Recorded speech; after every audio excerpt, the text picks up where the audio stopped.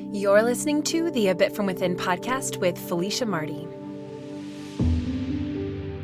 It's the grief of what you no longer have and the fear that you won't have it again. You know, whenever you move towards something new, there's still something you have to let go of.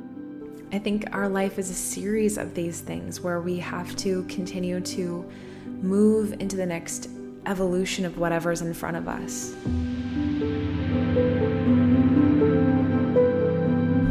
Hello there, and thank you so much for joining me today for a new episode of the A Bit From Within podcast. My name is Felicia, and every week I come here to share a little bit from within. Part of what I love to do in life is to help remind and inspire people to take better care of themselves, to remind you that you are worth it. You are worth slowing down. You are worth setting limits or boundaries. And you are worth working on yourself each and every day, because it is not in the big changes or the huge accomplishments, in those milestone moments, but it is actually in the little things that you can do, the tiny decisions, that one time that you decide to say no when you usually said yes, or when you decide to not start that fight because you're noticing what's happening on the inside instead of blowing things up. It is in those little moments that you take control of your own personal development and you choose your personal growth. That is what we're here for, right? And in my own experience, it is those little things that get me through and keep me inspired and encouraged. And so this week we're going to talk quite a bit about this. If you are new around here, I want to say welcome.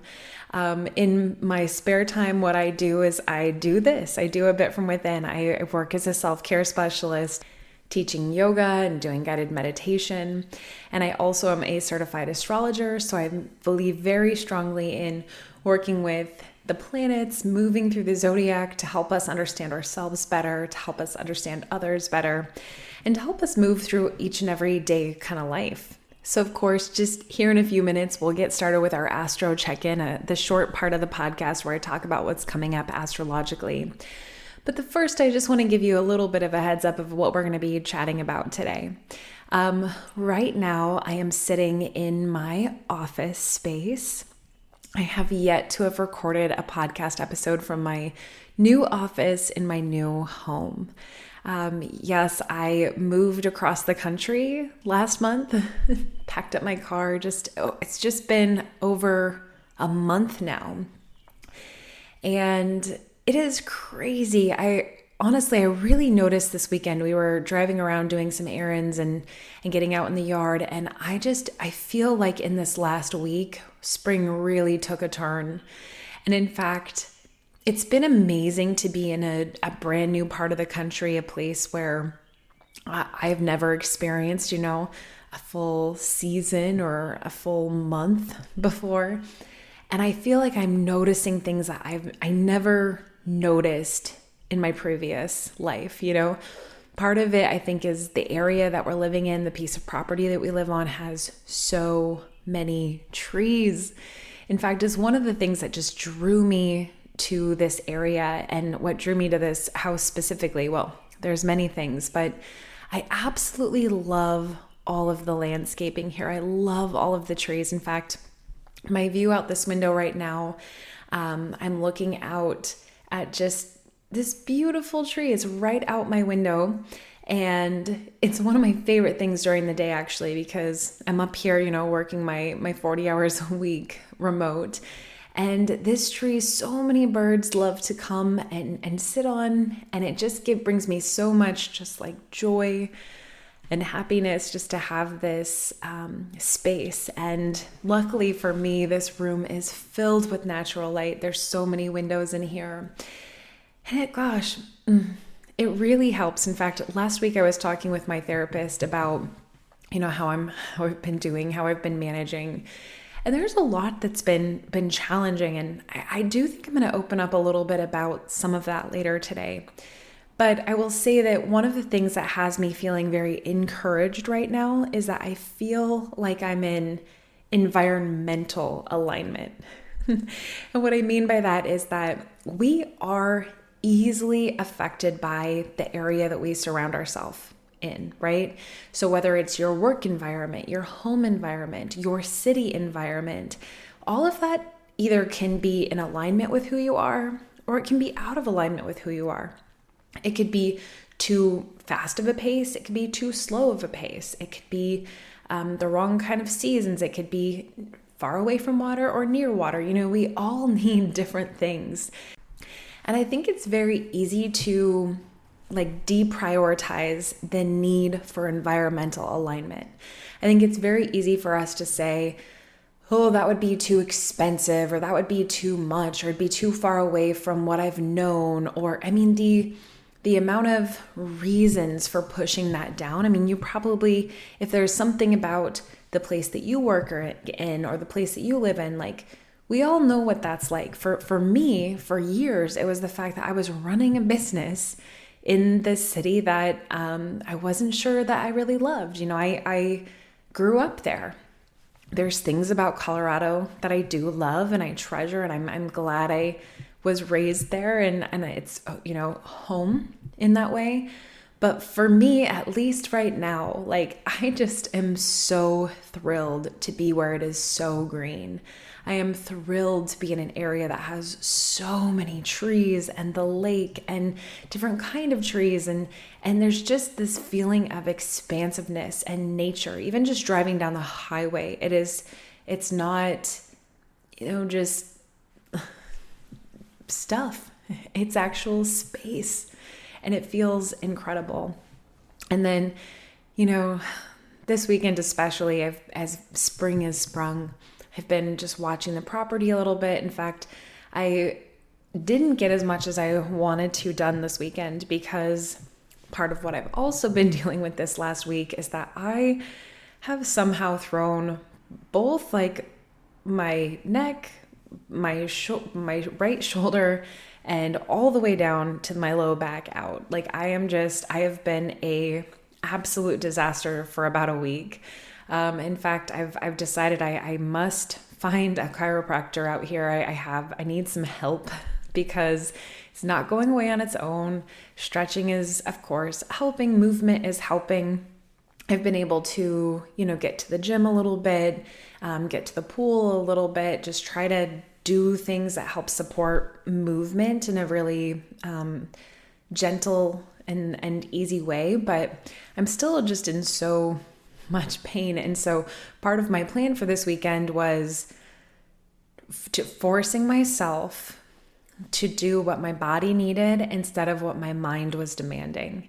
And I'm telling you guys, this was so hard for me, because I have a list. I had a list of things that I needed to get done. And one of my kind of ongoing projects right now is that I just want to feel comfortable in our home. And it is very challenging to do, especially because we need so much stuff. Not only is this house bigger, but we also just had to leave behind so many things that it's a really big balance right now, trying to figure out, okay, what are the priorities of what we need? And there's so much that you take for granted, like bath mats. I took bath mats for granted. Pepper. We don't have a pepper grinder.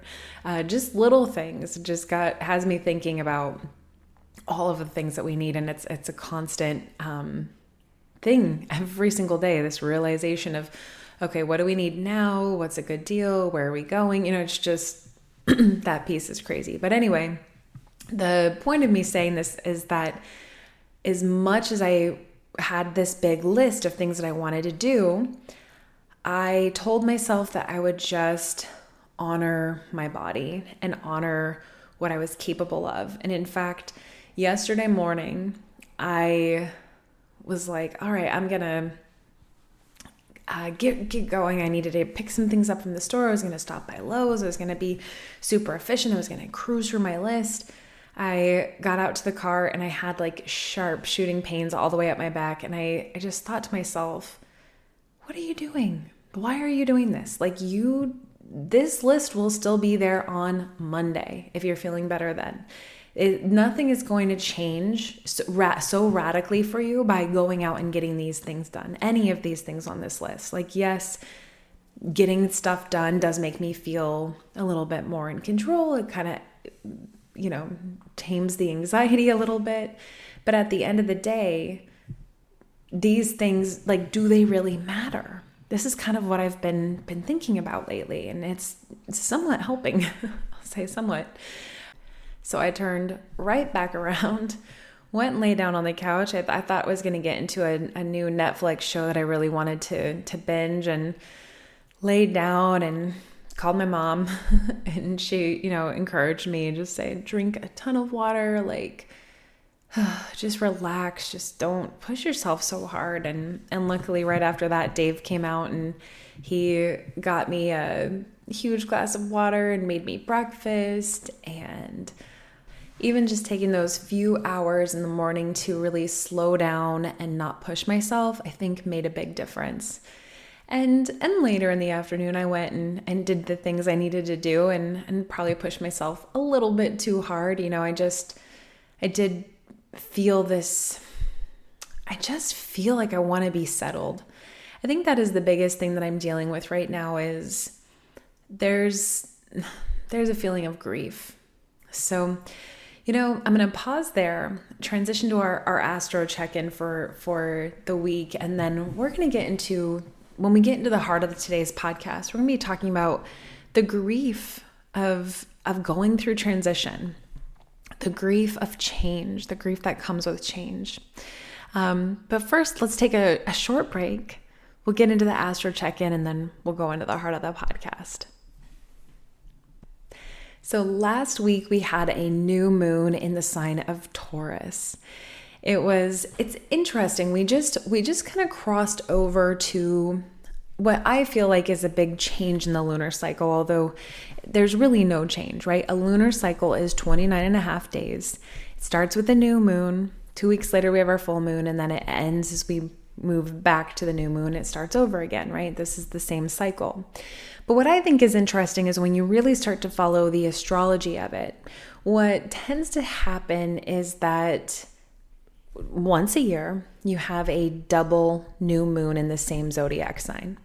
Most of the year, you'll just go from, Taurus to Gemini to Cancer to Leo, just the same way that the sun moves through, right? But once a year, there's a double new moon. And this is when you have the first new moon at the very beginning of a new sun sign, right? So this actually happened last month when there was a new moon in Aries. And then because a month is 30 days or so, right? If it's on the first day of the sun being in Aries, there can sometimes once a year be where the last day of sun being in Aries, there's a second new moon. Now, the significance of that piece really isn't that significant on your daily life. But for me, the reason I bring this up is because every month I create a self-care guide. And what I really usually like to do, this is my preferred format, is to start off with the new moon, right? So we'd say new moon in Taurus. This is an amazing new moon for manifesting your dreams, for diving into your sensuality, for putting things into action, for reclaiming your personal power. We've got this. And then it would be so awesome if that new moon sign, so Taurus, was the sign for the rest of the month, that we could really explore that sign, explore those themes that are self-care themes that correspond with the sun. Well, the thing is, about half the year we get to do that. For the last, I would say 6 months or so, that's what we've been doing. So when there was a new moon in Capricorn, we'd explore Capricorn self-care and so on and so forth. But now what's happening is that because the new moon starts at the end of the zodiac sign, it's the end of the zodiac sign that was in front of the sun sign, if that makes sense.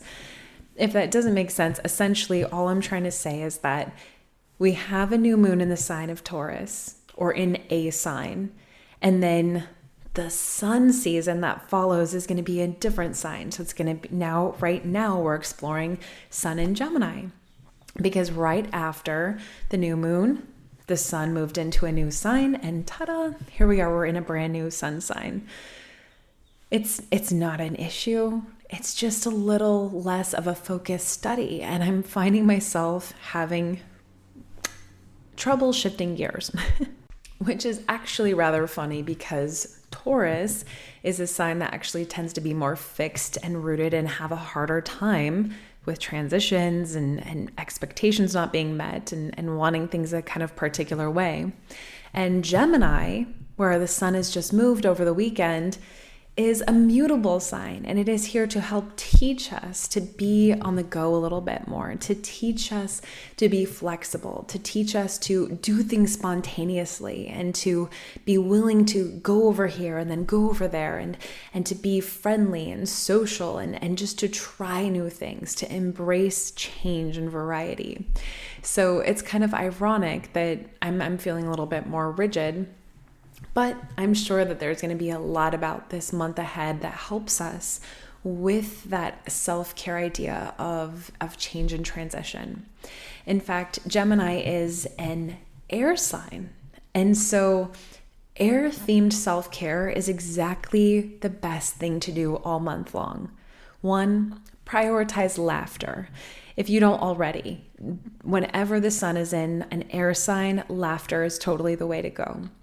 Also, creativity and communication. So if you are any kind of artist, this is a good time to make sure you're carving out that time to do your creative work. It's a good idea or a good time to pull in new ideas, to imagine the things that you're working on, to redesign things. This kind of work is awesome during Gemini. And it's also a really good time to do your research. Gemini is an incredible sign of learning. And so if there's been some things that you've been wanting to read up on or short classes you want to take, if you want to go down some rabbit holes on YouTube and just to feed your sense of curiosity, this is a perfect time to do that. These are some great ways to take care of yourself. And then, of course, just personal reflection as well, any kind of writing, talking to a trusted friend, a trusted resource. This is another thing you can do to honor that sense of Gemini self-care. And this is going to be from this past weekend, so May 21st until June 21st. We'll kind of culminate that final day of Gemini will bring us into the longest day of the year, into the first day of the sun being in Cancer. And it's going to be, of course, the summer solstice. So I will say just this gentle reminder here at the beginning. We are at the beginning of a new lunar cycle. If you listen to this on the week of May 23rd, you should just know that this first week is a week where it's okay for things to kind of ramp up slowly. It's okay for you to kind of go slow, to look around, to really figure out how you want to move forward. And not just for this week, but really truly look at least choose your path, 2 weeks or 4 weeks out. And you can do both. There's room for both. If you were to do it kind of moving with the lunar cycle, your first 2 weeks of the lunar cycle, so from May 19th-ish to June 4th, that's when the next full moon is. This is a building period. This is where you're going to be putting the most energy out, gathering the most resources, deploying the most energy forward, and really concentrating your energy upward. And then after June 4th, it's going to start to go downward. So start to pull back a little bit, start to see what didn't land how you thought it would and reconfigure it, kind of trim it up a little bit. Be willing to start to surrender, to quiet down. Now, of course, it kind of sounds weird to do that for a full 2 weeks. So you kind of have to kind of know how to step back and look at your life in this cyclical way. And I will say this is one of the main reasons that I absolutely love moon journaling, because most of us, myself included, do not have, an hour today or an hour a day, to think about what's happening in their life, how things are actually going. What is the moon telling us today? We don't have all of this time. But even just jotting down a couple of things that are currently going on, really notating like the problems that you're facing, the challenges that you're facing, and then having a good grip on two more pieces. One, where you want to go, and two, what you need to let go of in order to get there. That's all you need. And those things actually don't take that much time. This goes back to what I was saying at the beginning of the episode, that it's not this long, huge milestone kind of gigantic accomplishment that leads to these big changes. No, it's in those little tiny things, that little bit of effort, keeping a little pad of paper on your desk and just mindfully keeping note when it feels appropriate, when you can remember. That goes a long way. So with that said, I hope that's something that you can think about. It's something that I'm excited to think about moving forward. I love new moons. I love the beginning of a lunar cycle. And I think there's something really important about slowing down here at the beginning. And like I said, using this week ahead just to slowly pick up the pace. Think of yourself kind of really getting up to speed by Friday and see if that makes you feel a little bit better. See if it brings you into a little bit of your own kind of environmental alignment, right? Or I guess energetic alignment. So we'll end this part of the episode with just a little reminder that if you're new to moon journaling, if you're new to any part of this, I have tons of resources on my website. I have a moon journal. I have a free guide for new and full moon rituals. And then of course on our Patreon page, we have a brand new and unique lunar guide that is actually specifically for this Taurus new moon and goes over Gemini self-care. And there's going to be a second part of this for the full moon coming out in June. So if you want to do a short free trial, check it out, see what you think, you're welcome to come visit us anytime at patreon.com/abitfromwithin. Okay, so all of that said, let's dive into the heart of today's episode. Earlier, you heard me sharing about just how in environmental alignment I feel. And I truly am feeling just this tremendous amount of gratitude, like even just an awe. How did I actually end up here? How is this place mine? How is it real? And yet I feel it real in every inch of my body. It's the strangest experience that I've never had this before in my life, but I literally feel at home on this piece of property. I literally feel at home within these walls. I feel just exactly where I'm supposed to be. It is kind of strange to feel that. In fact, part of me gets a little scared feeling that rooted, because I feel like, what if I'm wrong? What if something happens to this? Your mind can kind of start to go.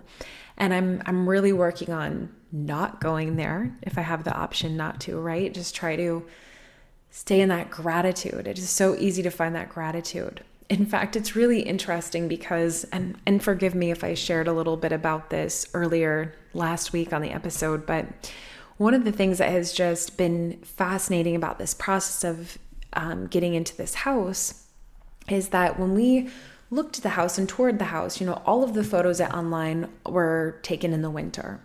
And then even in early March, when we were coming here and checking it out, we couldn't tell what kind of plants.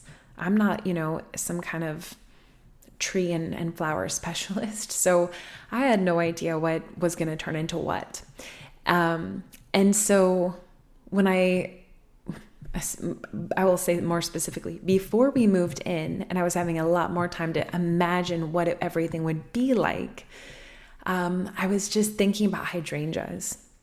I was thinking about like, oh my gosh, hydrangeas are so beautiful. I want to plant some, and that'll be the perfect flower for the front of the house. And I can't wait to learn how to grow them. And I, to be honest, I did not think that I would actually go out and get any this year, because I didn't know when they needed to be planted, and we have so much to do to like get this place just to where it's at, like with the necessities. And I would say that as beautiful as hydrangeas are, they're probably not a necessity.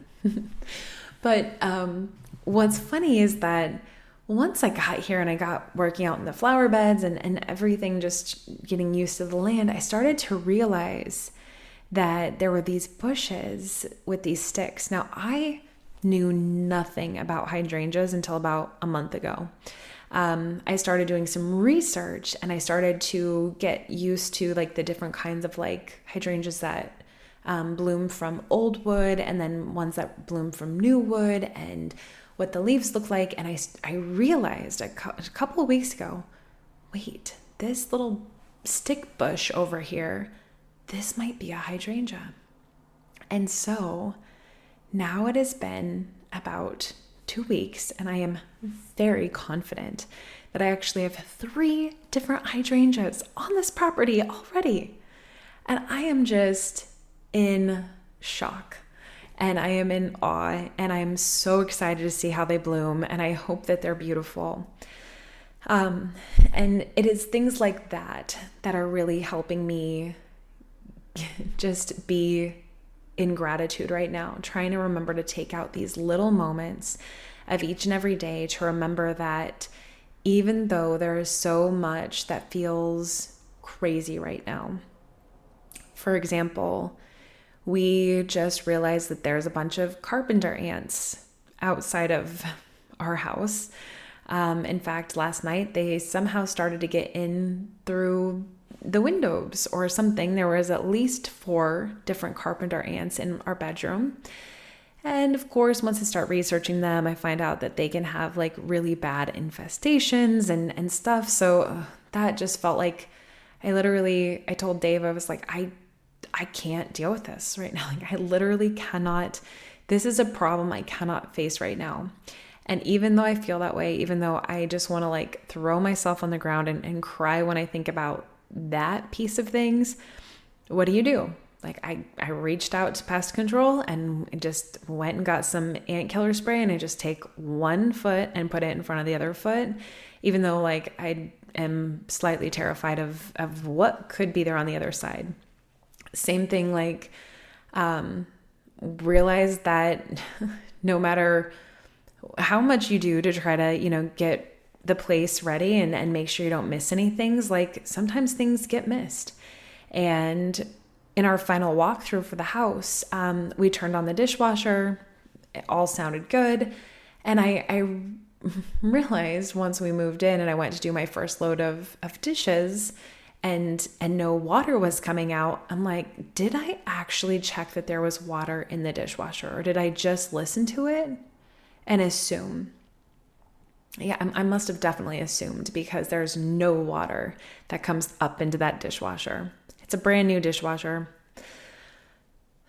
So that was a problem of all week long. It's like you got to reach out to an appliance person and who is it? And are they a good company? And what is it going to cost? And it's exhausting. That felt like a fee that I was so mad about having to pay because I'm like, this is something that should have been right in this house. But what are you going to do? You can only do what you can do. And so luckily, when the appliance repair person came by, they confirmed to me that I'm not crazy, that it wasn't a simple fix, a matter of like a button I'm not pressing right. It was definitely not the case. It was like something with the sump pump of the dishwasher is broken, essentially. The whole panel needs to be replaced, but he couldn't do it because he needs the one person who was off that day to find something with the serial number for the warranty. So you breathe. Last week, our trash didn't get picked up on the day they told us to put the trash out. It's little things like that feel so discouraging, that feel so disheartening. And with as tired as I am right now, those things feel like they can just crush you. And I share that because, I'm sure even if I listen back to this or if you're listening to this, you're like, yeah, those things suck. Like they're inconvenient. They're annoying, but they're not the end of the world, right? Like they're probably nothing to get like super bent out of shape over. But we all know that experience. Like if we're being honest, like about a bit from within ourselves, that it's sometimes in the little things that just feel like they're working against you that can make you feel like you're about to break, right? it's almost like, when you are just, honestly, for me, this happens the most when I'm just tired, and not just physically tired, although it can absolutely happen when you're physically tired, but like emotionally tired, mentally tired, when you've been running the race. And that's how I feel like I've been lately, is I feel like I've been running a race.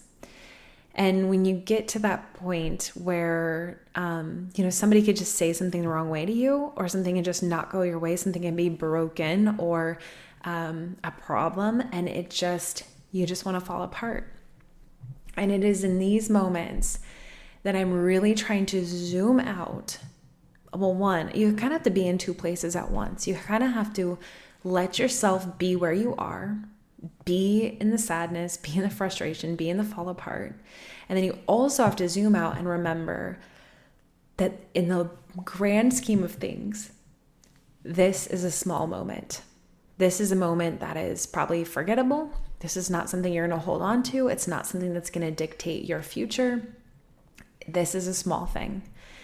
And it's kind of like that old saying of like, don't sweat the small stuff. You kind of have to choose if that's going to be your philosophy, if that's how you're actually going to approach things.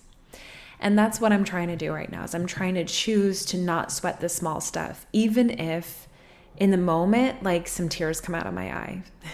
Even if in the moment I'm like, I can't do this.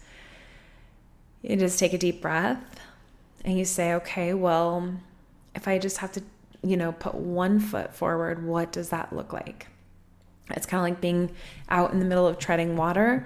You just have to figure out how you're going to get out of here. Is it one kick of the leg? Is it pulling your arms? Is it, what do you need to do next? And that's all you have to focus on. And I will say that this whole process, everything I'm talking about, I think is so important when it comes to the feeling of grief that is very natural when you're going through big change. I think for me, there's so much happiness, like I've shared, about being here. There's the feeling of just being where I'm supposed to be. There's the happiness of spring. There's looking out the window at the beautiful tree and the birds. There's space here. There's just so much beauty. But there's also a lot of sadness. There's sadness for many reasons, but one of the things that I feel like this is going to sound like kind of trivial, but like I feel sad over what I left behind. Building a life takes a lot of work. Building your resources up around you, it's a lot of work. Whether you like it or not, or whether you feel like you put in a significant amount of work or not. Like our home back in Denver, even though we outgrew it way too fast, like it was absolutely a home. It was a place that we loved, that we carefully designed, that we grew into, that we were proud of. And it took a long time. Like, I think that's the piece that's causing me the most grief. If I think about the process of what we lived through, is it took a long time to make that place a home. And I will say that the vision for that place came together pretty quickly. Like I and actually maybe if I think about that, we had a bit of a head start because since it was a new build, I had like 6 to 7 months to really, actually it was 7 months to really look out for things and think about things and figure out how I wanted things. And we didn't have that with this house. And in some ways it was, you always have this thing with moving where it's like, what from your past and what new do you need? And I will just say that for this house, there's a lot that I still just feel like I don't know. And I think that's something that I am grieving. I'm grieving multiple things right now. I'm grieving the fact that I don't know what I need. I'm grieving the fact that it's not a homey home yet. Like it's not comfortable to be in every single room. And I am feeling kind of desperate for that, like just for that sense of normalcy. I'm also feeling like scared of like, what if it never feels like that? Like, what if I can't figure out the furniture arrangement here? Like, isn't that it? Like when I say it to you, I feel silly, but it's just this genuine thing that I'm going through. And I think that if I'm not thinking about those exact pieces of it, the logic behind it makes sense. It's the grief of what you no longer have and the fear that you won't have it again. And that's really hard. It doesn't matter if that's with a person or a loss or like who you feel like you used to be, who you feel like you're becoming. There's always this fear that you're not going to get there. And I think that's real. I think it's worth pausing and for me just acknowledging. And even when I say it, I do have faith inside of myself that it's going to be fine, right? That all of the things that I don't have figured out, and trust me, guys, it's more than just furniture, right? It's all of the pieces that feel like they're fluctuating, all of the things that I feel like I don't have control over. Learning how to take care of a new house, changes in our relationships, changes in raising the dogs, even just the amount of things that are on my shoulders right now, of things I feel like I have to get done. And my bandwidth right now feels very short. I'm just trying to be real and remind myself many things. One, that it's okay.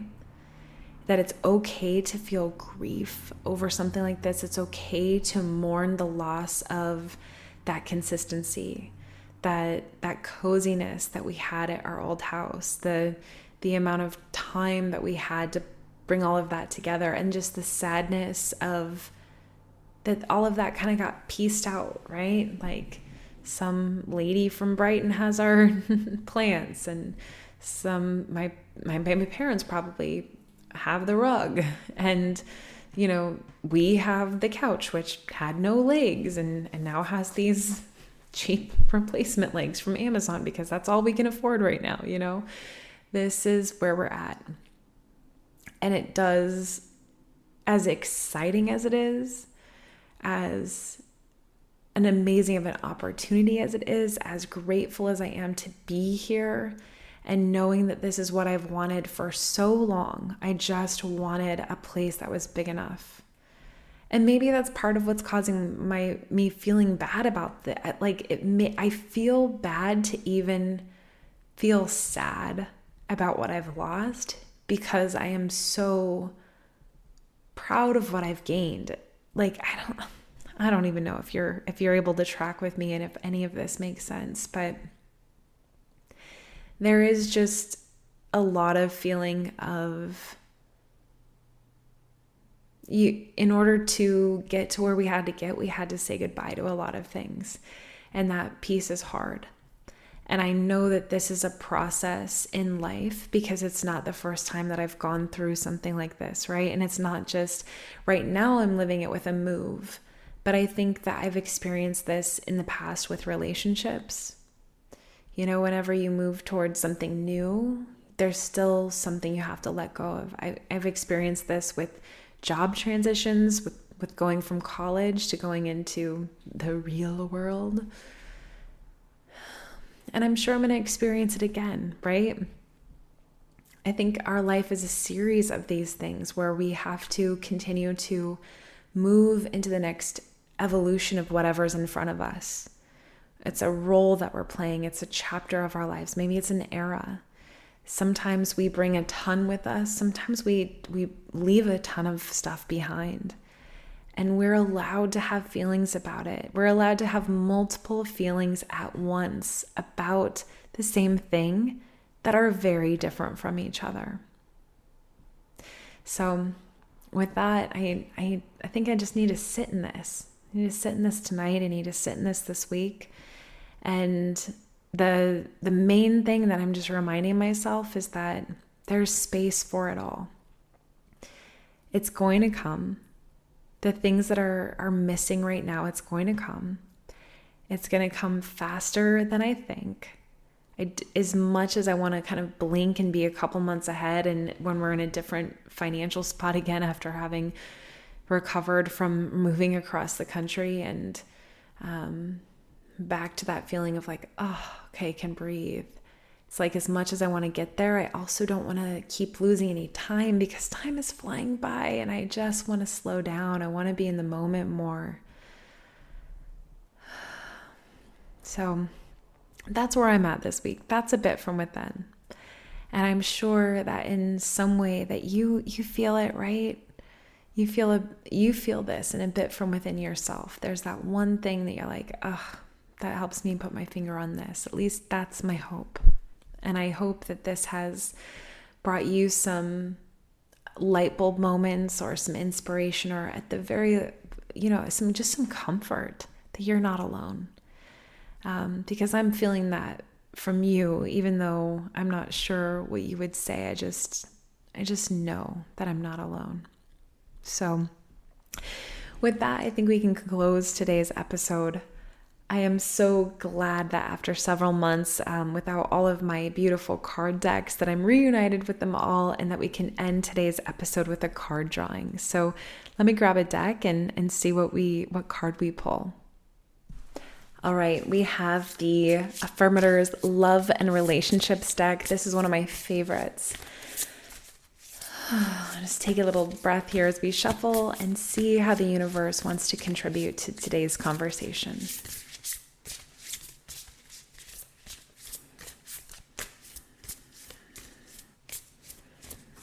Integrity. I align with the center of myself, a glowing core of personal integrity. Emanating from this core is the knowledge that I never have to compromise who I am or what I want for anybody. I can live a life that doesn't include settling unless I want to settle, in which case settling would be my idea of perfection and would cease to be considered settling. Ugh, paradoxes hurt. What's ironic is on each of these cards, there's a photo. And on this card for integrity, there's maybe like a moose or an elk or something sitting in an armchair smoking a little pipe. I got a little coffee beside him. And then on the wall is like a photo that says, "Home is where the heart is." I love this, and I love this word. I'm actually going to set this card on my desk for this week ahead, this reminder of being in alignment with the center of ourself, and that we don't ever have to settle. We don't have to compromise who we are or what we want for anybody. I love that reminder. And I think that goes into what we feel too, right? Like we have to have personal integrity within what's happening inside of ourselves. And we don't have to compromise what we're feeling either in order to make it fit into a prettier box. So I hope that this very much is exactly what you needed in this moment. I want to thank you so much for joining me today. And I hope that you are able to tune in next week. Until next time.